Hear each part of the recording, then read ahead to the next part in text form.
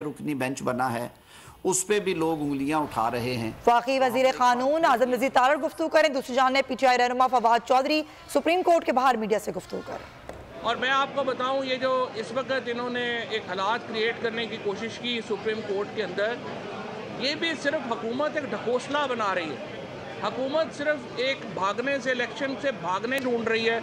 2 जज, 4 जज, 6 जज, पूरी सुप्रीम कोर्ट में उनका अपना प्रोसीजरल व्यू जो भी हो, हाई कोर्ट में उनका प्रोसीजरल व्यू जो भी हो, पाकिस्तान के तमाम जजेस एक नुक्ते के ऊपर मुत्तफिक हैं, और वो ये है कि 90 दिन या उसके करीब तरीन जो हालात हैं उनमें इलेक्शन होने हैं। अगर पाकिस्तान एक जमहूरियत है तो इलेक्शन के बग़ैर निज़ाम की कोई तोजीह ही नहीं है, कोई रीज़न ही नहीं है। आप सिर्फ एक हालात में मुल्क में इलेक्शन नहीं करा सकते, और जब मुल्क में मार्शल लॉ लगाओ।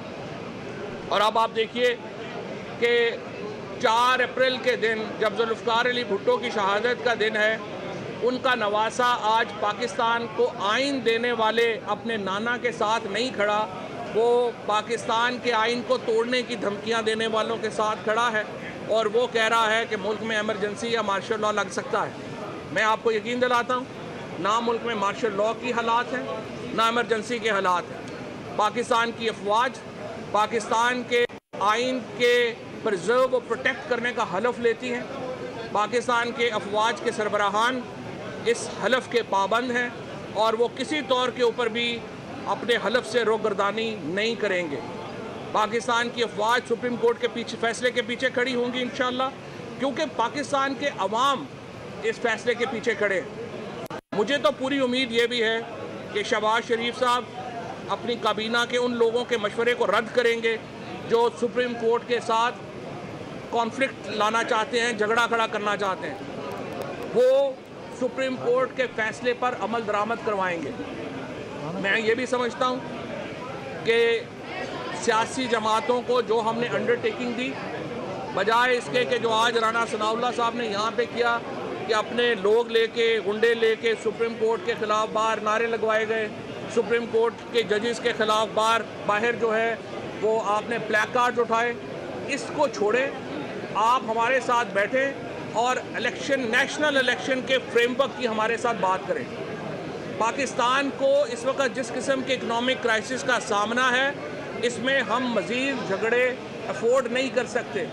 पाकिस्तान के आइन के साथ मज़ीद खलवाड़ नहीं होनी चाहिए। मैं ये समझता हूँ कि नवाज शरीफ साहब को, आसिफ जरदारी साहब को, शहबाज शरीफ साहब को, फजलुर रहमान साहब को सोचना चाहिए अपने पाँव से आगे बढ़ के, और पाकिस्तान के अवाम के फ़ैसले के सामने अपना सर झुका दे, क्योंकि खल्क़े खुदा से कोई नहीं लड़ सका। आपको पाकिस्तान के अवाम का फ़ैसला मानना पड़ेगा, और ये फ़ैसला आप बग़ैर किसी लड़ाई के और बग़ैर निज़ाम को तबाह किए आप माने। आप इलेक्शन की तरफ मुल्क को जाने दें। हम आपके साथ बैठ के फ्रेमवर्क तय करने को तैयार हैं। हम इलेक्शन के फ्रेमवर्क के ऊपर बातचीत करने को तैयार हैं, और हम हर वो ताउन जो सुप्रीम कोर्ट के इस फैसले पर अमल दरामद में मोहम्मद व मावन होगा, हम वो करने के लिए तैयार हैं। ये मौका है कि हम अपने पाकिस्तान में जो पॉलिटिकल टेम्परेचर है उसको नीचे लेके आएँ। तहरीके इंसाफ की ये कामयाबी अकेली तहरीके इंसाफ की कामयाबी नहीं है, ये पाकिस्तान के अवाम की कामयाबी है, क्योंकि पाकिस्तान का आइन रियासत और शहरी के दरमियान एक रिश्ता बनाता है, और वो रिश्ता ये है कि पाकिस्तान के अवाम को ये हक़ हासिल है कि वो नुमाइंदे मुंतखब करेंगे जो पाकिस्तान पर हुकूमत करेंगे। यह पूरा आइन जो है उसका स्ट्रक्चर ही ये है। इसलिए आज पाकिस्तान के वकला ने अपना फ़ैसला सुना दिया है। पाकिस्तान की सुप्रीम कोर्ट के साथ पूरा पाकिस्तान खड़ा है। चीफ जस्टिस उमर अता बंदियाल अब पीपल्स चीफ जस्टिस है। पूरा पाकिस्तान, हिस्टोरिकली इतनी इज्जत बड़ी कम लोगों को नसीब होती है जो आज जस्टिस उमर अता बंदियाल साहब और सुप्रीम कोर्ट के जजेस के हिस्से में आई है। मैं ये समझता हूँ कि जज साहबान जो बाकी हैं अपने ज़ाती मामलात को अलहदा करें बड़े मामलात से, हम आइन की रखवाली की तरफ बढ़ें, और हुकूमत बैठे हमारे साथ बातचीत करें, फ्रेमवर्क तय करें। इलेक्शन पंजाब में अब 14 मई को हो रहा, हम आपसे कहते हैं नेशनल इलेक्शन की तरफ भी बढ़ें। ये वाहिद तरीका है जिससे पाकिस्तान के अंदर एक टेम्परेचर नीचे आएगा और पाकिस्तान में सियासी इस्तेहकाम आएगा। معاشی عدم استحکام آپ کے سامنے ہے.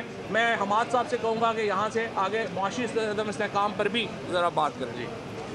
بسم اللہ الرحمن الرحیم. سب سے پہلے تو میں یہ کہنا چاہوں گا کہ آج جو فیصلہ ہمارے آنریبل ججز نے سنایا ہے، قانون اور آئین کے دائرے میں رہتے ہوئے اس کے علاوہ کوئی فیصلہ آ سکتا بھی نہیں تھا. اور آج سپریم کورٹ کے ججز خراج تحسین کے مستحق ہیں، کیونکہ انہوں نے نہ صرف آج آئین کو بحال کیا ہے بلکہ جمہوریت کو بھی بچا لیا ہے. دیکھیں، اس ملک کے اندر معاشی عدم استحکام کی ایک بہت بڑی وجہ سیاسی عدم استحکام ہے کہ بار بار جمہوریت پر اور آئین پر وار کیا جا رہا تھا اور سازش کی جا رہی تھی. آج یہ واضح ہو گیا ہے کہ اس ملک میں اگر حکمرانی ہوگی تو آئین کی ہوگی، اور اس ملک کا نظام مملکت جو آگے چلے گا وہ جمہوریت کے تحت ہی آگے چلے گا. اور اس ملک کے اندر جو سوورن اینٹی ہے اللہ تعالیٰ کے بعد، وہ خلق خدا رہی. میں سمجھتا ہوں کہ جو بنیاد آج رکھی گئی ہے یہ ایک بہترین بنیاد ہے. سیاسی جماعتیں میدان سے بھاگتی نہیں ہیں، سیاسی میدان سے اور انتخاب کے میدان سے. میں پی ڈی ایم کی جماعتوں کو یہ دعوت دینا چاہتا ہوں کہ آپ سیاسی میدان سے بھاگنا بند کریں اور آئیں انتخابی میدان میں، اور اس جمہوریت اور آئین کی فتح کو سیلیبریٹ کریں.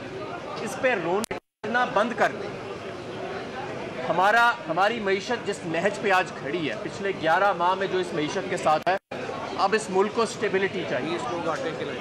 لوگ آٹے کی 20 افراد آٹے کی لائنوں میں لگ کے اپنی جان سے ہاتھ دھو بیٹھے ہیں اور لاکھوں لاکھ اپنی نفس سے مجروح ہو چکے ہیں. لوگ غربت کی لکیر سے نیچے چلے گئے ہیں کروڑوں کی تعداد میں، اور لاکھوں لوگ بے روزگار ہو گئے ہیں صرف چند ماہ کے اندر پچھلے. اب ہمیں جو استحکام آئین اور جمہوریت دے سکتی ہے وہ استحکام کوئی اور نہیں دے سکتا. اس لیے کسی اور کی طرف دیکھنا بند کر دیجیے اور صرف اپنی نظروں کو مقروض کر، اس وقت ان کا جو فوکس ہے اس کو عوام کی طرف لے کے جائیں، خلق خدا کی طرف لے کے جائیں. میں آپ کو یقین دلاتا ہوں کہ جس دن اس ملک میں ایک نئی حکومت آئے گی 5 سال کی مدت کے لیے، اور یہ تمام جو گیمز کھیلی جا رہی ہیں اس ٹولے کو مسلط رکھنے کے لیے ختم ہوئیں گی، اسی دن آپ کی معیشت کا سینٹیمنٹ چینج ہو جائے گا اور آپ بہتری کی طرف آپ کا سفر جو ہے وہ شروع ہو جائے گا. لہٰذا آج آئین اور قانون کے مطابق فیصلہ آیا، آئین کو بحال کیا گیا اور جمہوریت کو بچا لیا گیا، جو آج پوری قوم کے لیے ایک فتح ہے. Thank you. وہ ملاحظہ کر رہے تھے، تفصیلی فیصلہ بھی جاری کر دیا گیا ہے سپریم کورٹ کی جانب سے، اور پنجاب میں 14 مئی کو الیکشن کرانے کا حکم دے دیا گیا ہے. حکومت کو بھی یہ کہا گیا، وفاقی حکومت کو، کہ وہ تعاون کرے اور نگراں پنجاب حکومت جو ہے وہ 10 اپریل تک الیکشن کا شیڈیول جاری کرے. فواد چودھری نے کہا آج تاریخ ساز فیصلہ آیا ہے، آج جیت ہوئی ہے، اور عدلیہ کو جس طریقے سے دباؤ میں رکھا گیا، جس طریقے سے کیمپین چلائی گئی، جس طریقے سے یہ سب کچھ اس الفاظ